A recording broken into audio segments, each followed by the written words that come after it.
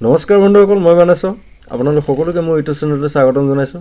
আজি পুনৰ মই আপোনালোকলৈ কেইটামান অসমীয়া কুইজ লৈ আহিছোঁ, যিকেইটা কুইজৰ প্ৰশ্ন উত্তৰ জানি থোৱাটো আমি অতিকৈ দৰকাৰী।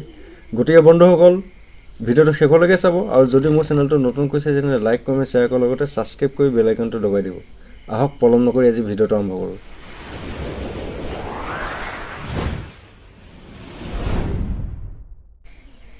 বন্ধুসকল, আজি কুইজৰ প্ৰথম প্ৰশ্নটো হ'ল ভাৰতীয় আৰ্যসকলৰ প্ৰাচীনতম গ্ৰন্থখনৰ নাম কি?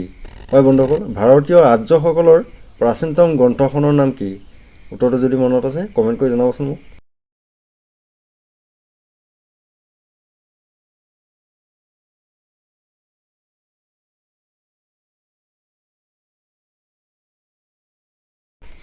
হয় বন্ধুসকল, উত্তৰটো হৈছে ঋগ্বেদ। ভাৰতীয় আৰ্যসকলৰ প্ৰাচীনতম গ্ৰন্থখনৰ নাম হৈ গ'ল ঋগ্বেদ। আমি কুইজৰ দ্বিতীয় প্ৰশ্নটোলৈ যাওঁ। দ্বিতীয় প্ৰশ্নটো হৈছে বন্ধুসকল, ভাৰতত মৌৰ্য বংশ সংস্থাপক কোনে কৰিছিল? হয় বন্ধুসকল, ভাৰতত মৌৰ্য বংশৰ সংস্থাপক কোনে কৰিছিল? উত্তৰটো কমেণ্ট কৰি জনাবচোন মোক।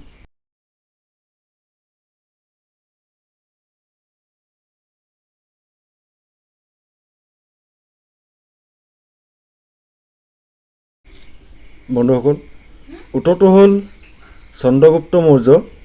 হয় বন্ধুসকল, ভাৰতত মৌৰ্য বংশৰ সংস্থাপক কৰিছিল চন্দ্ৰগুপ্ত মৌৰ্যই। আমি কুইজৰ পাছৰ প্ৰশ্নলৈ যাওঁ। আজি কুইজৰ পাছৰ প্ৰশ্নটো হৈ গ'ল বন্ধুসকল, ভাৰতত মোগল সাম্ৰাজ্য কোনে প্ৰতিষ্ঠা কৰিছিল? হয় বন্ধুসকল, ভাৰতত মোগল সাম্ৰাজ্য কোনে প্ৰতিষ্ঠা কৰিছিল? যদি উত্তৰটো মনত আছে কমেণ্ট কৰি জনাব মোক।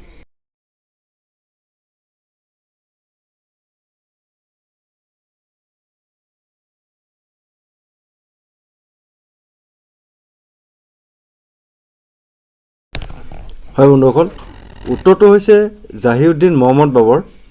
ভাৰতত মোগল সাম্ৰাজ্য প্ৰতিষ্ঠা কৰিছিল জাহিউদ্দিন মহম্মদ বাবৰে। আমি কুইজৰ পাছৰ প্ৰশ্নটোলৈ যাওঁ। পাছৰ প্ৰশ্নটো হৈছে বন্ধুসকল, পানিপথৰ প্ৰথম যুদ্ধ কেতিয়া হৈছিলে? হয় বন্ধুসকল, পানিপথৰ প্ৰথম যুদ্ধখন কেতিয়া হৈছিলে? উত্তৰটো নিশ্চয় আপোনাৰ মনত আছে, কমেণ্ট কৰিব মোক।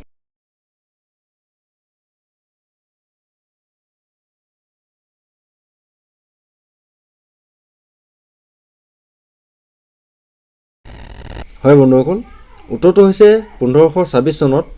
প্ৰথম পানিপথৰ যুদ্ধ হৈছিল 1526 চনত। আমি কুইজৰ পাছৰ প্ৰশ্নটোলৈ যাওঁ বন্ধুসকল। পাছৰ প্ৰশ্নটো হৈছে, ভাৰতত দ্বিতীয় মোগল সম্ৰাট কোন আছিলে? হয় বন্ধুসকল, ভাৰতত দ্বিতীয় মোগল সম্ৰাট কোন আছিলে? উত্তৰটো কমেণ্ট কৰিবচোন মোক।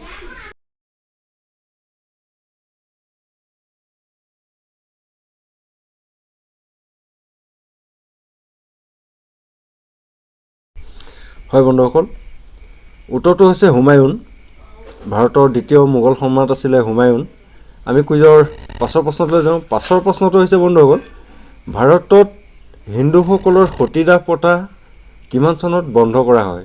হয় বন্ধুসকল, ভাৰতত হিন্দুসকলৰ সতীদাহ প্ৰথা কিমান চনত বন্ধ কৰা হয়? উত্তৰটো মোক কমেণ্ট কৰিবচোন।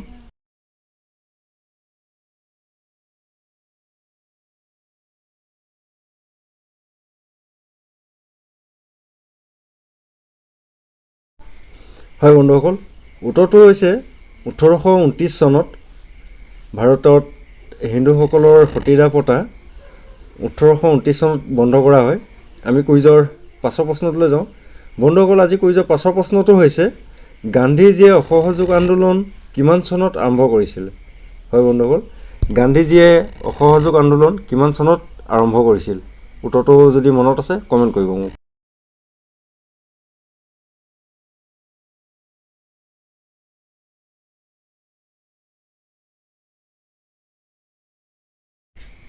হয় বন্ধুসকল, উত্তৰটো হৈছে 1920 চনত। অসহযোগ আন্দোলন 1920 চনত আৰম্ভ হৈছিলে। আমি কুইজৰ আজি পাছৰ প্ৰশ্নলৈ যাওঁ। আজি পাছৰ প্ৰশ্নটো হৈছে বন্ধুসকল, ঐতিহাসিক ভাৰত ত্যাগ আন্দোলন কিমান চনত আৰম্ভ হৈছিলে? হয় বন্ধুসকল, ঐতিহাসিক ভাৰত ত্যাগ আন্দোলন কিমান চনত আৰম্ভ হৈছিলে? উত্তৰটো যদি মনত আছে কমেণ্ট কৰিব মোক।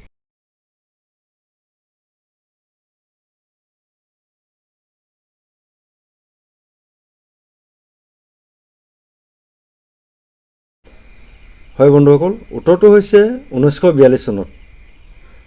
ঐতিহাসিক ভাৰত ত্যাগ আন্দোলন 1942 চনত আৰম্ভ হৈছিলে। আজি কুইজৰ আমি 5ৰ প্ৰশ্নলৈ যাওঁ। আজি কুইজৰ 5ৰ প্ৰশ্নটো হৈছে বন্ধুসকল, ভাৰতৰ কোনখন ৰাজ্যৰ নিজস্ব সংবিধান আছে? হয় বন্ধুসকল, ভাৰতৰ কোনখন ৰাজ্যৰ নিজস্ব সংবিধান আছে?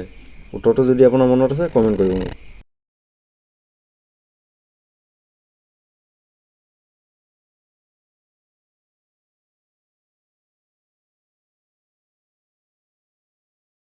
হয় বন্ধুসকল, উত্তৰটো হ'ল জম্মু কাশ্মীৰ।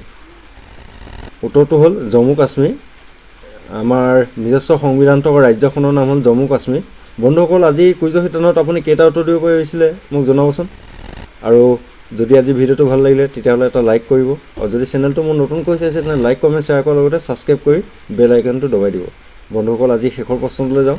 শেষৰ প্ৰশ্নটোৰ উত্তৰ আপোনালোকে দিব লাগিব। যিসকলে শুদ্ধ উত্তৰ দিব সেইসকলৰ নাম মই অহা খণ্ডত প্ৰকাশ কৰিম। তেতিয়াহ'লে বন্ধুসকল আজি প্ৰশ্নটোলৈ যাওঁ।